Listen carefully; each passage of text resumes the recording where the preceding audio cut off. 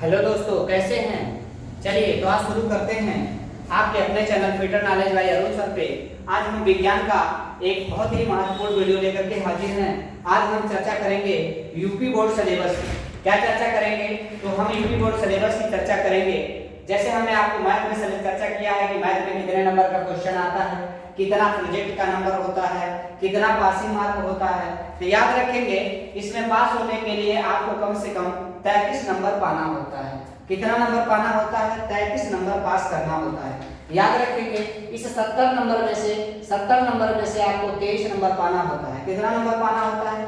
23 number पाना होता है पास होने के लिए। तो ध्यान देंगे कि और आपको प्रोजेक्ट कार्ड में 10 नंबर आप पा जाएंगे तो 33 नंबर पा करके आप पास हो जाएंगे। लेकिन हम आज महत्वपूर्ण बात का चर्चा करेंगे कि कौन कौन से सब्जेक्ट से कितने कितने नंबर का क्वेश्चन आपके पेपर में आता है।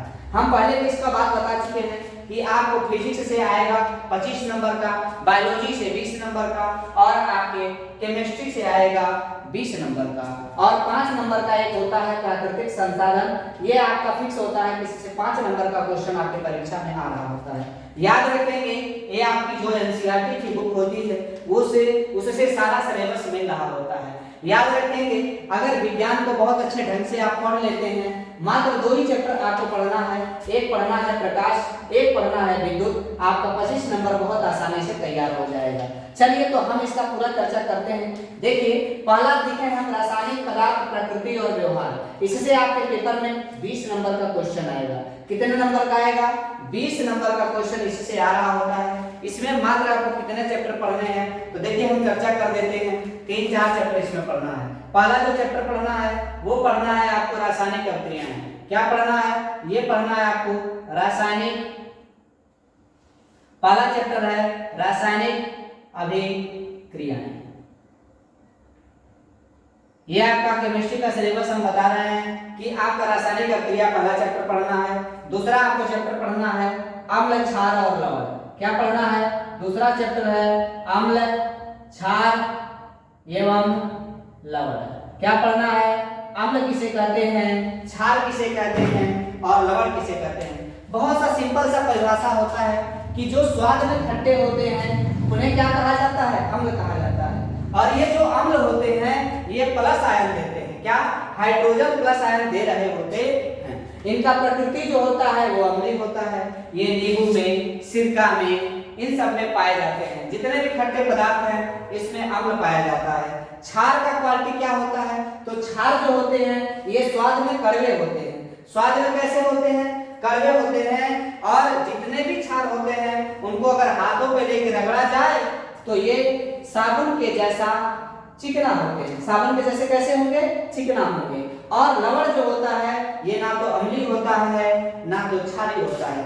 किसी भी अम्ल या क्षार का पता लगाने के लिए हम एक सूचक का प्रयोग करते हैं, और ये जो सूचक होता है उससे पता चल जाता है कि हमारा विलयन जो है वो अम्ल है कि क्षार है। याद रखेंगे कि जो हमारा सूचक होता है वो प्राकृतिक रूप में 3-4 होता है। जैसे हल्दी हो गया, आपका लाइकेन हो गया, ये भी हमारा एक लिटमस मतलब लिटमस पेपर जो लाइकेन से प्राप्त होता है, लिटमस पेपर हो गया, हल्दी हो गया, और आपका अड़हुल का जो मतलब जो पंखुड़ी होता है उसका भी इस्तेमाल इसके लिए करते हैं सूचक के रूप में। ज्यादातर जो इस्तेमाल होता है वो होता है लिटमस का पेपर। याद रखेंगे। चलिए इसका चर्चा हम विस्तृत करेंगे। दूसरा चैप्टर हो गया। तीसरा जो चैप्टर आपको पढ़ना है वो पढ़ना है आपको धातु और अधातु। क्या पढ़ना है? तीसरा चैप्टर है कि मेटल और नॉन मेटल किसे कहते हैं, धातु किसे कहते हैं और अधातु किसे कहते हैं। धातु तथा अधातु आप लोगों को हम बता चुके हैं कि धातु और अधातु को पहचाने कैसा जाता है। धातु जिसके लास्ट में यम लगता है वो सारे धातु हैं, जिसमें न लगता है उसमें उसे अधातु कहते हैं। और ये भी हम बता चुके हैं, इसमें कुछ आपके अपवाद भी होते हैं। जैसे आपका पारा हो गया, आपका चांदी हो गया, आपका सोना हो गया, आपका जिंक हो गया, ये सारे जो होते हैं ये सब अपवाद में आ रहे होते हैं। अच्छा, आपका कॉपर भी होता है, ये भी आपका अपवाद है। लेकिन अगर देखा जाए जितने भी गैसें होती हैं, जैसे आपका क्या बोलते हैं, क्लोरीन हो गया, ब्रोमीन हो गया, आयोडीन हो गया, नाइट्रोजन हो गया, हाइड्रोजन हो गया, इन सब के लास्ट में 9 आ रहा है, इसलिए इनको अधातु की श्रेणी में रखा गया है। ये बात हम पहले भी चर्चा कर चुके हैं। तो याद रखेंगे 9 जो आएगा वो अधातु, जिसमें यम आएगा लास्ट में वो धातु होता है। लेकिन इसमें भी कुछ अपवाद होता है, जैसे फास्फोरस, इसके लास्ट में तो 9 नहीं आया है, फिर भी यह धातु होता है। और एक और एग्जांपल है, बहुत अच्छा एग्जांपल, हीलियम। याद रखेंगे हीलियम को नहीं बुलाएंगे, ये एक धातु होता है, इसके लास्ट में 9 नहीं आकर के यम आ रहा होता है। चलिए तो हम चौथा चैप्टर देखेंगे। चौथा चैप्टर क्या है? जो हमारा चौथा चैप्टर है वो है आपका तत्वों का आवर्ती वर्गीकरण। कितना कौन सा चैप्टर है? तत्वों का आवर्ती वर्गीकरण। तत्वों का आवर्ती वर्गीकरण मतलब आपको आवर्त सारणी के बारे में पढ़ना है कि आवर्त सारणी जो है इसमें कितने तत्वों को रखा गया है। तो हम आपको पहले भी चर्चा कर चुके हैं कि पूरी आवर्त सारणी में जो मेंडलीव जी ने आवर्त सारणी बनाया, पुरानी वाली मेंडलीव ने खोज किया था, और नई वाली जो आवर्त सारणी थी उसके खोज करने वाले हमारे मोजले साहब थे। कौन थे? मोजले ने नई आवर्त सारणी या आधुनिक आवर्त सारणी का खोज किया, जिसमें 118 तत्वों को रखा गया है। और याद रखेंगे इन 118 तत्वों को 4 ब्लॉक में रखा गया है, S block, D block, P block और एफ ब्लॉक। एस ब्लॉक इधर रखा गया है जहां पे धातु होते हैं, फर्स्ट में क्षारीय धातु को, दूसरे में क्षारीय मृदा धातु को। डी ब्लॉक जो होता है उसमें संक्रमण धातु को रखा जाता है, और जो हमारा पी ब्लॉक होता है, डी ब्लॉक में टोटल जो ग्रुप होते हैं वो 10 ग्रुप होते हैं। इधर 2 ग्रुप हो गया, 10 2 12, और 6 ग्रुप जो होता है वो हमारा होता है आपका अधातु का या उपधातु का होता है, जिसमें आपको पी ब्लॉक रखा गया है। क्या रखा गया है? P block. याद रखेंगे एस ब्लॉक में धातु है, डी ब्लॉक में संक्रमण धातु, पी ब्लॉक में अधातु है, और नीचे जो 2 श्रेणी होती है जिसको एफ ब्लॉक बोला जाता है, लेंथेनाइट और रेक्टेनाइट श्रेणी। आधुनिक आवर्त सारणी जो है वो परमाणु क्रमांक के बढ़ते क्रम पे आधारित थी, लेकिन पुरानी वाली जो आवर्त सारणी थी जिसको मेंडलीव जी ने दिया था, आधुनिक वाली आवर्त सारणी, उसको जो पुरानी वाली आवर्त सारणी था वो हमारा परमाणु द्रव्यमान पे आधारित था। तो ये सब का बात का चर्चा इस चैप्टर में किया जाएगा तत्वों के आवर्ती वर्गीकरण में। इसमें तत्वों का कुछ गुण भी देखेंगे कि आयन विभव पे क्या प्रभाव पड़ता है, विद्युत ऋणात्मकता क्या होती है, इन सब की चर्चा हम इसमें कर रहे होंगे। चलिए तो हमने केमिस्ट्री में मात्र आपको 4 चैप्टर पढ़ना है। रासायनिक अभिक्रिया पढ़ना, जैसे आपका संयोजन अभिक्रिया किसे कहते हैं, वियोजन अभिक्रिया क्या होता है, ऊष्माक्षेपीय अभिक्रिया क्या होता है, ऊष्माशोषी अभिक्रिया क्या होता है, आपको द्विविस्थापन पढ़ना है, विस्थापन अभिक्रिया पढ़ना है, अपचयन पढ़ना है, उपचयन पढ़ना है, रासायनिक अभिक्रियाएं, टोटल आपको 5 अभिक्रिया पढ़ना है। और इससे याद रखेंगे 5 नंबर का सवाल जरूर आ रहा होता है। अम्ल, क्षार और लवण के बारे में पढ़ेंगे कि अम्ल किसे कहते हैं, क्षार किसे कहते हैं, लवण किसे कहते हैं, इन सब का चर्चा हम करेंगे। धातु और धातु के बारे में पढ़ेंगे, मेटल और नॉन मेटल ये कैसे प्राप्त किए जाते हैं, उनका भी हम टोटल प्रॉपर्टीज पढ़ेंगे। चलेंगे अब अगले चैप्टर पे हम चलेंगे कि हमारा कार्बनिक यौगिक, ये तो हो गया। अच्छा आगे चलेंगे तो अगला जो है हमारा वो है जैव जगत। ये हमने केमिस्ट्री का बात किया, किसका बात किया, तभी जितना भी बात किया वो हमारा केमिस्ट्री का था। लेकिन अब हम बात करेंगे तो बायोलॉजी, बायोलॉजी जिसको हम लोग जीव विज्ञान कह रहे होते हैं। जीव विज्ञान से आपके परीक्षा में 20 नंबर का सवाल आएगा। देख लेते हैं इसमें कौन कौन सा चैप्टर पढ़ना है। याद रखना है इसमें मात्र 3 चैप्टर पढ़ने हैं। सर कौन कौन सा चैप्टर है? याद रखिएगा इसमें जो पहला चैप्टर पढ़ना है वो पढ़ना है जैव प्रक्रम। क्या पढ़ना है? आपको जैव प्रक्रम पढ़ना है। मतलब कहने का मतलब सजीव किसे कहते हैं, पौधे और जंतुओं में पोषण कैसे होता है, जब पौधे अपना भोजन कैसे बनाते हैं, ठीक है ना, जंतुओं का भोजन किस पे निर्भर होता है, तो पौधे तो स्वपोषी होते हैं जबकि जंतु जो होते हैं वो परपोषी होते हैं। इन सब के बारे में इसका चर्चा होता है। श्वसन क्या होता है, परिवहन तथा उत्सर्जन की मूलभूत अवधारणा पढ़ेंगे। मतलब परिवहन क्या होता है, श्वसन क्या होता है, टोटल जैव प्रक्रम के बारे में पढ़ेंगे। दूसरा जो चैप्टर है इसमें वो है हमारा प्रजनन। क्या है हमारा? प्रजनन है, इसके बारे में हम चर्चा करेंगे। रिप्रोडक्शन के बारे में, जंतु और पौधों में जन्म कैसा होता है, लैंगिक जनन और अलैंगिक जनन जानेंगे। प्रजनन स्वास्थ्य क्या होता है, आवश्यकताएं तथा परिवार नियोजन की विधियां भी पढ़ेंगे, सुरक्षित यौन और HIV एड्स के बारे में, प्रसूति और जन्म स्वास्थ्य के बारे में इस चैप्टर में पढ़ रहे होंगे। टोटल प्रजनन होता है, ये बहुत ही इंटरेस्टिंग चैप्टर है, प्रजनन के बारे में हम लोग पढ़ेंगे। चलिए तो देखते हैं इसमें जो तीसरा चैप्टर है वो क्या चैप्टर कह रहा है। तीसरा जो चैप्टर होता है वो है हमारा आनुवंशिकता एवं जैव प्रक्रम। क्या है? आनुवंशिकता, आनुवंशिकता, आनुवंशिकता एवं जैव प्रक्रम।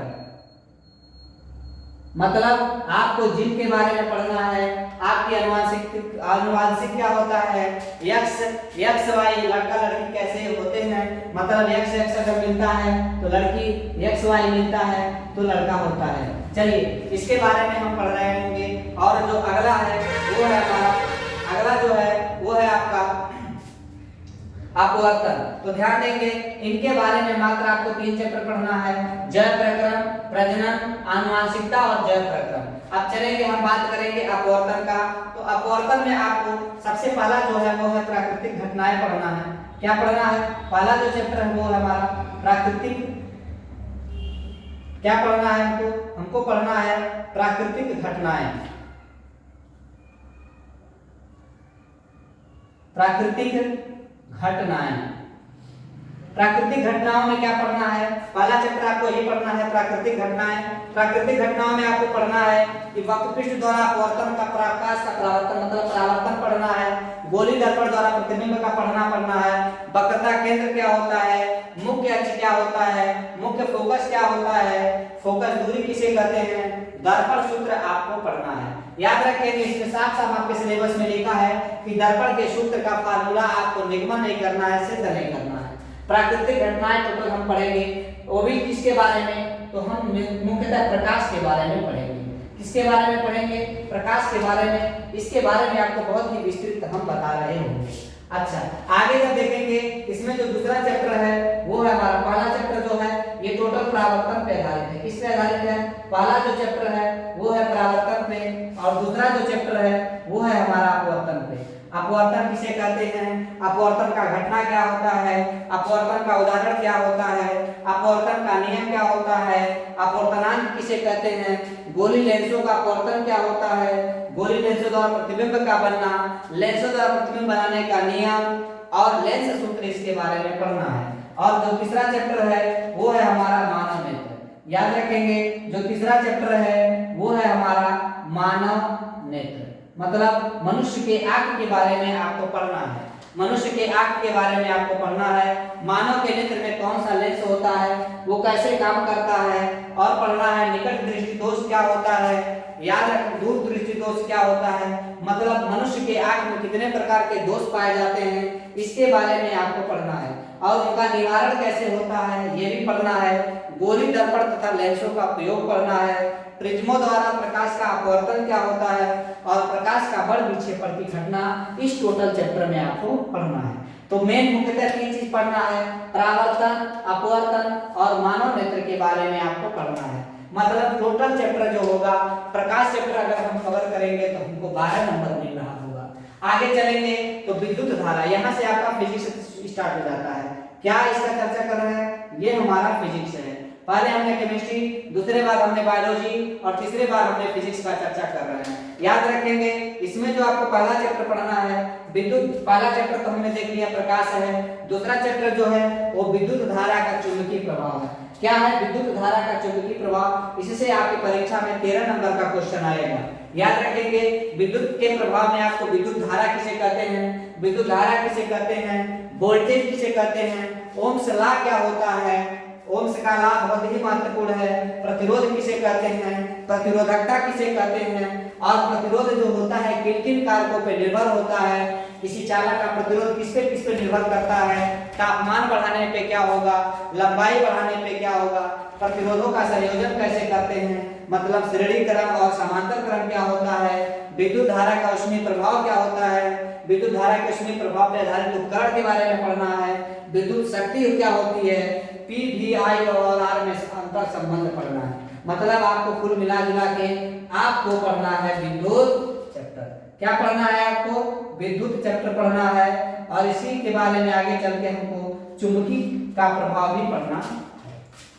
अब लास्ट चीज का हम चर्चा करते हैं प्राकृतिक संसाधन के बारे में। इसको आपको पवन ऊर्जा, आपको सौर ऊर्जा, मतलब गैर परंपरागत और अपरंपरागत के बारे में पढ़ना है। टोटल इससे 5 नंबर का क्वेश्चन आता है, थ्योरी वाला क्वेश्चन होता है, ये बहुत ही आसानी से हो जाता है। याद रखेंगे इसमें जो आपको बहुत ही महत्वपूर्ण है वो है आपको विद्युत पढ़ना और प्रकाश पढ़ना। इन दोनों से 25 नंबर का क्वेश्चन आपकी परीक्षा में आएगा। और आपको केमिकल का जो है रासायनिक क्रिया पढ़ना है, अम्ल क्षार लवण पढ़ना है, धातु अधातु पढ़ना है, तत्वों का आवर्ती वर्गीकरण है।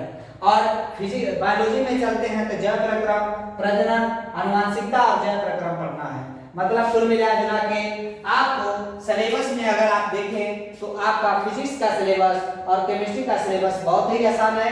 थोड़ा सा जो याद करने वाला चीज है वो आपका जैव जगत वाला मतलब बायोलॉजी वाला सब्जेक्ट है। तो याद रखेंगे इसमें अगर 70 नंबर का आपका पेपर आता है तो याद रखिएगा जो भी बच्चा हमारे चैनल से जुड़ जाता है और पर डे का वीडियो अगर देख रहा होता है और एक अच्छी सी नोट्स बना लेता है तो उसके एग्जाम में कम से कम आपके 65 नंबर आ रहे होते हैं। 65 नंबर की हम गारंटी लेते हैं कि बच्चा 65 नंबर बहुत आसानी से प्राप्त कर सकता है। मान लीजिए उसके प्रोजेक्ट में 25 नंबर ही पाता है तब भी उसका नंबर कितना हो जाएगा, 90 नंबर हो जाएगा। इसका मैं गारंटी लेता हूं कि जो बच्चा हमारे चैनल से जुड़ा रहा उसका 90 नंबर आने का पूर्ण कोशिश रहेगा। याद रखेंगे जितना भी चैप्टर हमको आपको कराते हैं उस 4 चैप्टर का आप एक नोट्स बनाइए। उस नोट्स से आपको ये फायदा होगा कि आपके एग्जाम में आप बहुत आसानी से उसको दोहरा सकते हैं। चैप्टर वाइज और टॉपिक वाइज पूरा चैप्टर हम कराएंगे। याद रखिएगा सबसे पहले जो हम आपको पढ़ाएंगे, सबसे पहले हम आपको फिजिक्स पढ़ाएंगे। क्या पढ़ाएंगे तो सबसे पहले फिजिक्स पढ़ाते हैं, उसके बाद आपको केमिस्ट्री पढ़ाएंगे और सबसे लास्ट में हम क्या पढ़ाते हैं, बायोलॉजी पढ़ाते हैं। क्योंकि फिजिक्स जो है बहुत ही महत्वपूर्ण चैप्टर है और ये हमारा 25 नंबर कवर करना होता है। और इससे याद रखेंगे इससे सवाल आता है और सवाल बहुत ही आसान होता है। बहुत सारे बच्चों को हमने देखा है कि सवाल आसान आता है फिर भी वो छोड़ के चले जाते हैं। याद रखेंगे जो बच्चा फिजिक्स, केमिस्ट्री, बायोलॉजी बहुत अच्छे से पढ़ लिया आगे चल के उसको किसी भी बात का दिक्कत नहीं होना है। क्योंकि आपके रेलवे के एग्जाम में, आपके एसएससी के एग्जाम में, आजकल तो सीजीएल के भी एग्जाम में इस सब क्वेश्चन को पूछ रहा होता है। जो ग्रुप डी का भी परीक्षा हुआ है उसमें अपवर्तन से, विद्युत धारा के चुंबकीय प्रभाव से कम बात मानिए कम से कम 5-6 नंबर का क्वेश्चन आ रहा था। चलिए तो आज हम अपना वीडियो यहीं पर रोकते हैं। अगर अभी तक आपने चैनल को सब्सक्राइब नहीं किया है तो चैनल को सब्सक्राइब कर दीजिए तथा ज्यादा से ज्यादा अपने दोस्तों में इसको शेयर कर दीजिए। ये आपके लिए बहुत ही, आपके बोर्ड की परीक्षा के लिए बहुत ही महत्वपूर्ण वीडियो